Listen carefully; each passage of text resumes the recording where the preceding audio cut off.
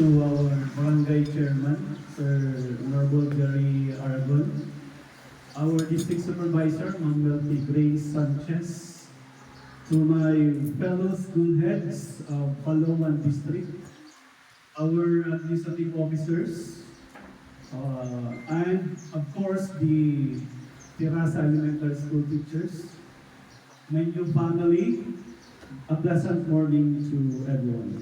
Morning. It is with immense gratitude and profound sense of responsibility that I stand before you as the newly appointed school principal of Terasa Elementary School. I am deeply honored to accept this role and to join the community of dedicated teachers and educators to the pursuit of excellence in education. So first and foremost, I would like to thank the school's division superintendent, Dr. Marisa Ismagan, and to the head of the Palawan district, Dr. Melty Grace Sanchez, for the confidence in my abilities to uphold the values and traditions of the missions and visions of the head in this school. When I was asked by ASDS Chidoro Pelilio, Sir Michael, why are you going back to the school where in fact you're already at the regional office? So my response was to bridge the gap between policy and practice. At the regional office, we are in the evaluation and validation of existing policies and to provide technical assistance. However, there is a gap in the actual practice. So what's really happening in the school level? Because this is where the real battle is happening. And we forget to get the exact data because along the way, there are really some, let us say, changes that occurs along the way. That those changes form part of the policies at the central and the regional level. At nagkakaroon ng major discrepancy sa implementation ng policy because of the data. And to bridge the gap, kasi alam nyo, ako from the regional office, doon ako sa training sa NIA. Sabi ko kay Sir Pelenio, Sir, I would like to see that the teachers undergoing the NSEP trainings are,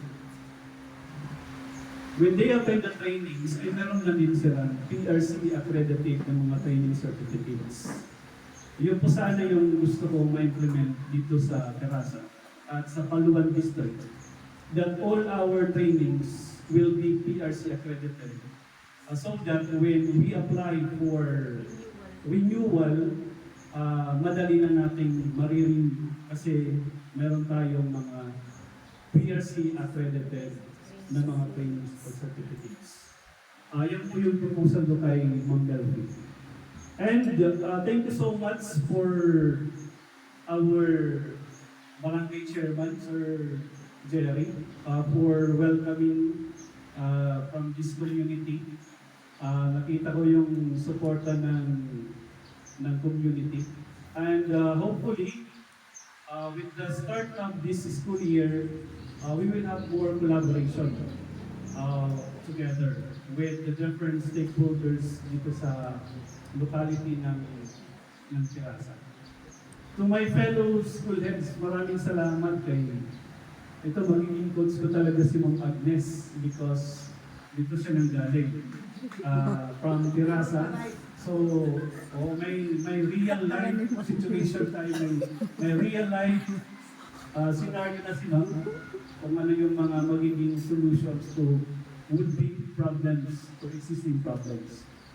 Dito pala nanggaling si Ma'am Joyce. Ito yung training ground ni Ma'am Joyce. Ma'am Melty. Oh, so. Si Ma'am Melty. Wow. So, Sumini, ini na sila. Nakaka-produce talaga yun. Ma'am Edna. Pati si Ma'am Edna. Oh? Nakaka-produce yung mga mamayurong. Oo. So, ini nga mga Oo. ikaw. Okay, so that means that Waray ako kanina. Terasa was the basic building blocks of greatness. Wow. Ito, dito. So dito tayo magsisimula sa kanila. Because you are the foundation of greatness. So, tingnan natin, ang dami na naging school head na galing ng Terasa.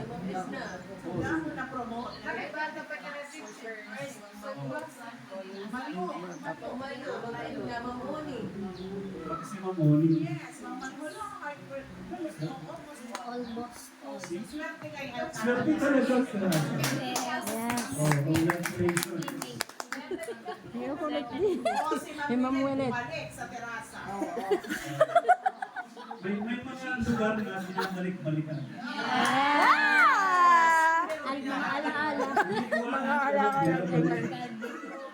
Mga alaala.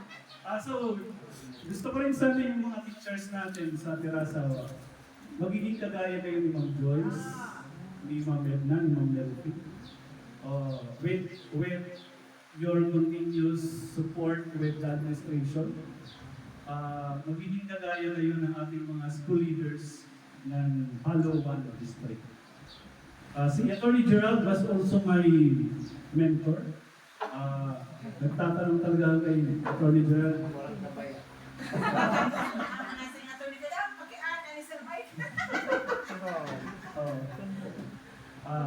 Thank you so much, ha.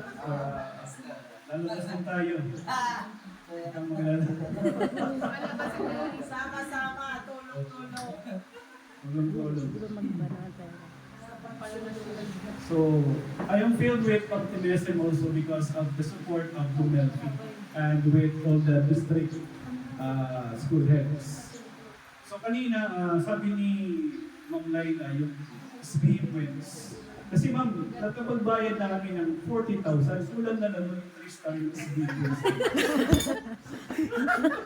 Yung 5-star nga. 5-star na. 5-star hotel. Kasi 40,000 yung binasta namin sa tubig. Parang meron namin hotel. 5-star hotel. Kaya yung testing, pwede yung testing. Pwede magawa natin ang paraan. Kasi pag may public toilet na kami dyan, ma'am, sabi naman Laila, at saka ma-testing na yung water facility, pwede na kami maging 5-star. 3-star. Ano ma'am? Sapat sir, canteen. Mapalma. School canteen sir. We will coordinate with Ma'am Alma para sa 3-star. SBL.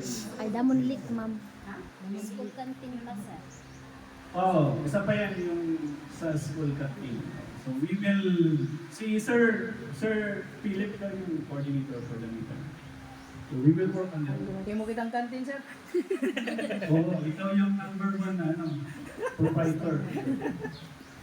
Okay, so with the school media, kasi, IGP naman. Yes, kasi isa yan, innovation, at saka yung application of learning and development, at saka application of education. Yun yung hiningi ko kay Mokbel, kasi after niya mag-train sa expanded career progression, meron na siyang application of learning and development. Para pag nag-concept siya, i-apply na natin. Dahil slowly, we will apply for PRC accreditation with Palawan District. Pwede magsimula sa high school. Kung halimbawa kasi yung isa sa mga basic requirement ng masteral, yung teacher na magiging resource person. So, pwede natin ma-assess sa entire Palawan District. Sino yung mga pwede maging learning facilitators na yun ang ipapasa natin. Sir, exhibit ka? Accredited niya? Opo. Congratulations. Nandun na. Binigyan ni Ma'am Sandit kay Ma'am Jen. Ay, that's one Requirement. course, yeah. Yes, ma'am. Course na dapat niya accredited. Yeah. In-encourage ko natin sila na maging binigyan ko rin sila ng nandun. Pero hindi pa sila ngayon. excited. We will move into it. Sir, mag-insert namin. Opo.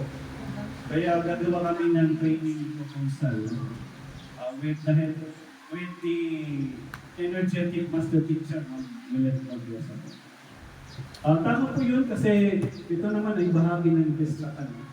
We will really implement the school media. So, kagaya ng suggestion ng team. And with the help of the administrative officer of Terasa. Thank you so much, Ma'am Sanet. Kagaya ng sinabi ng Melky, talagang sidekick, front, back, at Side. right and left sidekick, yung mga Nakakulog administrative na ho officers. yan. So thank you so much. Thank you once again for this incredible opportunity, and I'm honored to serve as your principal and to be part of this exceptional community. So together, we will achieve great things. Thank you and good morning.